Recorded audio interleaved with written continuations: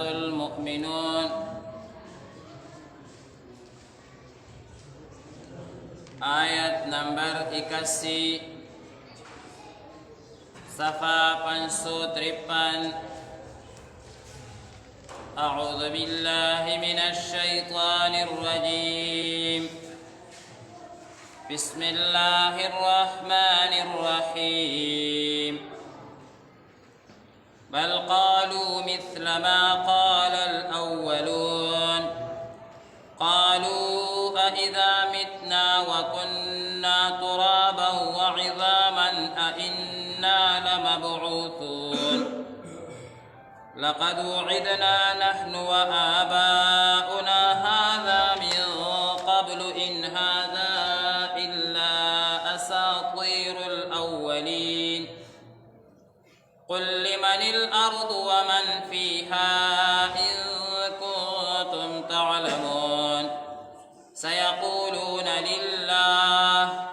قل أفلا تذكرون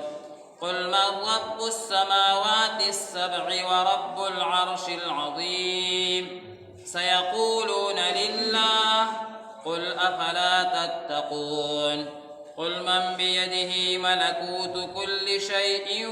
وهو يجير ولا يجار عليه إن كنتم تعلمون سيقولون لله قل فأنى تسحرون بل أتيناهم بالحق وإنهم لكاذبون ما اتخذ الله من ولد وما كان معه من إله إذا لذهب كل إله بما خلق ولعلى بعضهم على بعض سبحان الله عما يصفون عالم الغيب والشهادة فتعالى عما يشركون صدق الله العظيم بسم الله الرحمن الرحيم بل قالوا بل كديواي مثل ما فشان ده غسشي قال الأولون ويلدي مخكنو ددي قالوا ديواي أئذا متنا أيا حركلاتي منغا مرشو وكنا ترابا أو شو منغا خوري وعزاما أو هدوكي أئنا نؤيا منبا لمبعوثون دبارارا فاسولشو لقد وعدنا نحن بشكا ودشودا مسرا وآباؤنا عوزم كلار نكسرا هذا هم دا خبرا من قبل دمخكنا من هذا نددا خبرا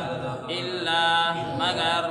أساطير الأولين قصيدة بخوان خلقو قل دوردو فرمايا لمن الأرض دجاد دازمكا ومن فيها أو سوق شيبديكي دي إن كنتم تعلمون وشرطا سكوهي غي سيقولون لله دوي بزر ويدا الله قل دوردو فرمايا أفلا تذكرون آيات نصيحتنا قبل وي قل دورنا تبوسك من رب السماوات سوق دي رب داسمانونو السبع دو ورب العرش أو رب عرش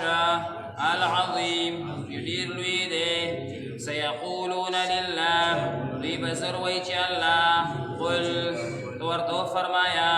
أفلا تتقون آيات يريغي قل توردو فرمايا من بيده سوق دي جبلاستهغكي ملكوت كل شيء حكومت دهر سيسده وهو يجير أو هم هغافنا وركي ولا يجار أو نشيفنا وركيده عليه داغ خلاف جاتا إن كنتم تعلمون فتاسكوهي غي سيقولون لله ضرب ديوي الله قل توردو فرمايا فأنا تسحرون بيادا كم زينا فتا سجاد شمده بل أتيناهم بلکې راوړی دی موږ دوی ته بالحق حق قرآن مجید وانهم لکاذبون او بېشکه دوی دروغجن دي ما اتخذ الله نه دی جوړ کړی الله تعالی من ولد هیڅ اولاد وما كان معه او نشته د هغه سره من اله څه شریک معبوده اذن یعنې دغه وخت به لذهب وړل كل اله هر یو معبود بما خلق څه چې هغه پیدا کړي وو ولعلا او غلبه به راتله بعضهم على بعض د دوی په یو بل سبحان الله پاک دی الله عما یصفون دا هغه څه نه چې دوی بیانوي عالم الغیب ویه دی په پټه والشهادتي او په ښکاره فتعالی بس ډېر اوچت دی عما یشرک مذکوره رکو مبارکې د سر نه الله تبارک وتعالی د خپل قدرت دلایل هغه شروع کا او ما تاسو ته عرض کو چې دا الله تعالی د دې غرض دپاره ذکر کوي چې الله تبارک وتعالی فرمایي چې اے انسانه